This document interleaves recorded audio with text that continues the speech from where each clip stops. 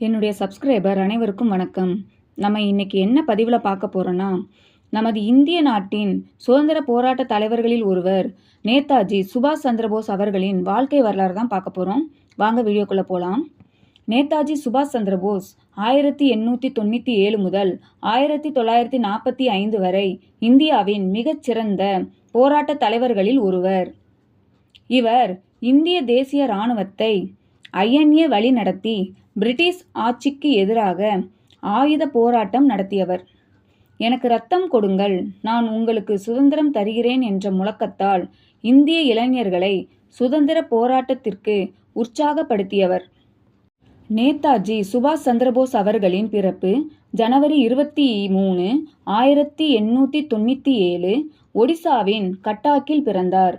பெற்றோர் தந்தை ஜானகிநாத் போஸ் வழக்கறிஞர், தாய் பிரபாவதி தேவி. கல்வி கல்கத்தா பிரசிடென்சி கல்லூரியில் பயின்றார்.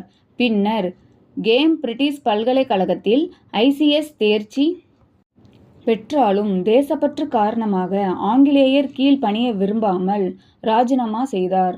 இவரது மறைவு 1945 ஆகஸ்ட் 18 அன்று தைவானில் நடந்த விமான விபத்தில் அவர் இறந்ததாக கூறப்படுகிறது. ஆனால் இது இன்னும் மர்மமாகவே உள்ளது. நன்றி.